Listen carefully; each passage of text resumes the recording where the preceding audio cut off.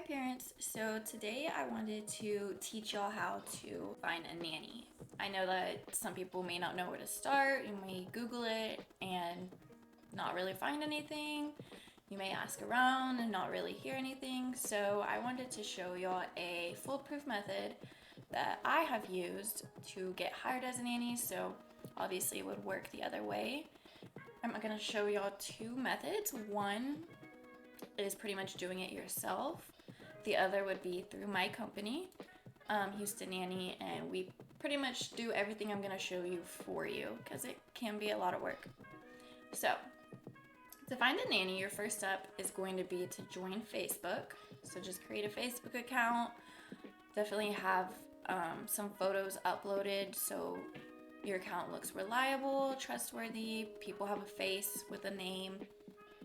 And then the second thing you're gonna do is you're gonna join some groups. So Facebook has groups for everything. So they also have groups for parents and nannies to connect with each other. So I live in Houston, but this works in any state, in any city. For example, if you lived in California, I could search California nannies.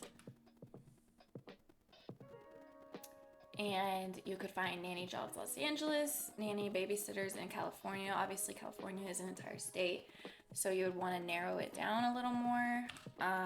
So suppose I chose a certain city, San Jose in California. There you go, immediately nanny parent connection, nannies and mommies, Bay Area.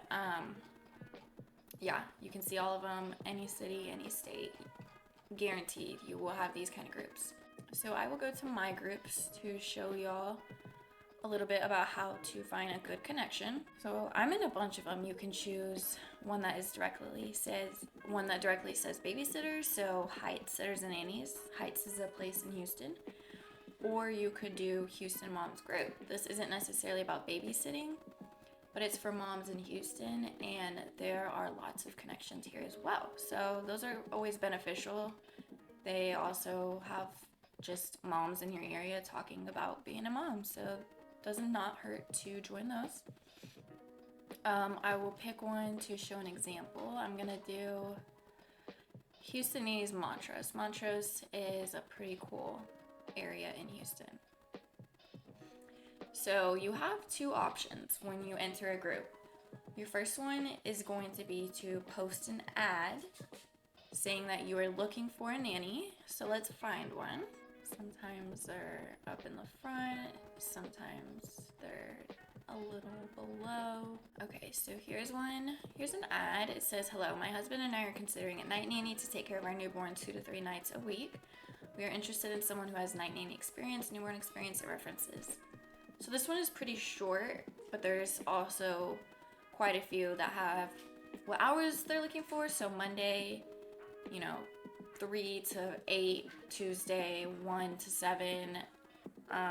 Qualifications, so some require you to be CPR certified, some require you to have a vehicle. So here's one. "Hi, looking for a babysitter for my 3 kids." So they put the ages of the kids, how many hours they're needing, and also the rate they're looking for. So if you have a budget, you can put that.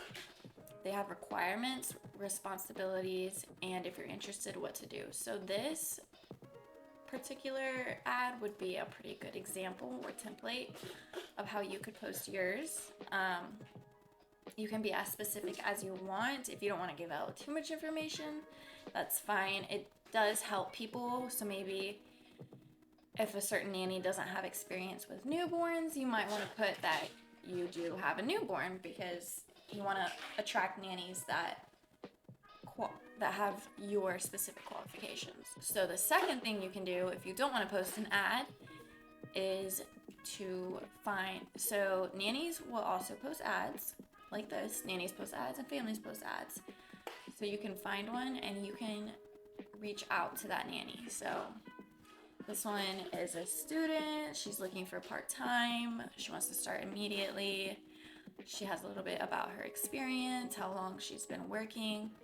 So if I wanted to possibly reach out to this person to be my nanny, I would probably comment and say, "Messaged you," or messaging you, depending if you did or not. Because I've learned from experience, some messages will go to spam or message requests and people just won't see it. But if you tell them that you message them, then they go check to find your name.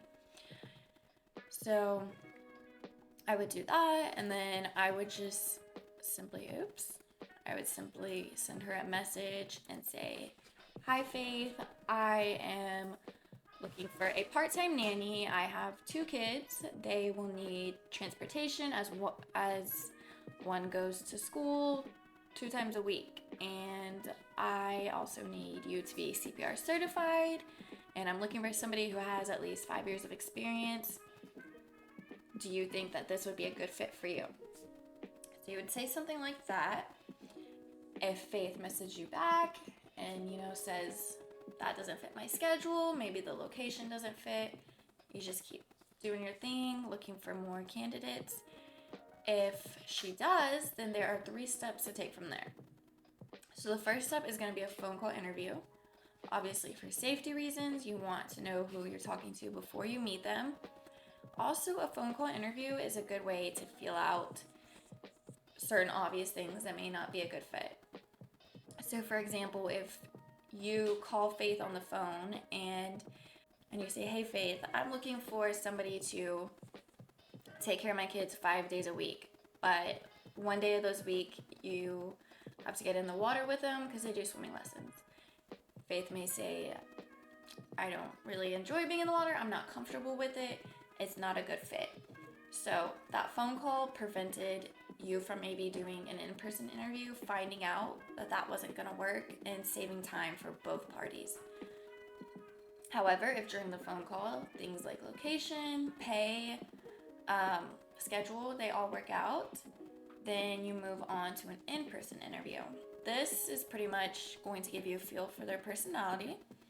So while you've probably already asked questions about, their experience, who they are, where they're from, this is going to give you a chance to see their personality. So maybe ask questions during the interview about their family.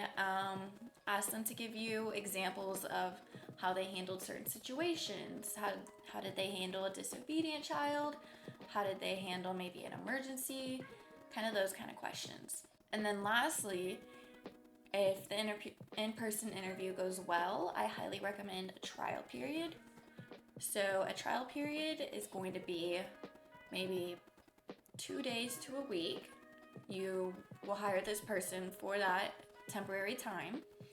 And typically one of the parents would be at home, so you're able to monitor how they are with your child. Maybe you work from home, maybe you choose a day you can just be around the house cleaning while they're taking care of your child, so you can just see if they click with your child, if you like how they approach nannying, if you like how they approach babysitting, and if you just like them in general. So that trial period is very important. And obviously from that trial period, if you like them and you could see them coming to your house and hanging out with your kid every day, then that's a great fit and you've successfully chosen a candidate. There's also things that I didn't mention, like checking references, calling them, checking resources. I think it's important to verify that somebody has a CPR certification. Obviously, with young children, choking is a hazard. If they're driving, you want to make sure that they have a clean record, a valid driver's license, insurance. You also want to make sure that you run proper interviews. Even if you interview them, maybe you didn't ask the right questions.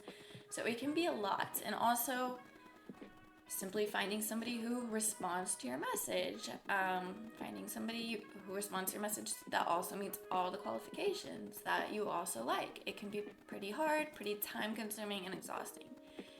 So I also own a nanny company, and what we do is we do all of that for you. So if you choose to hire us, we send you a family questionnaire, and that's about all the work that you do.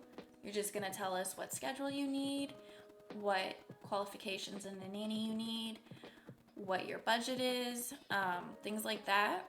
And we find that nanny for you. We interview them, we run records, we run background checks, we call resources, we do it all. And we can find you regular nannies, night nannies, babysitters, mother's helpers, you name it. If you are interested in that, you can go to our website. It's called HoustonNanny.com, and just check us out. You can hit the contact button and, fill out a time and day that works for you, and we will schedule a call together.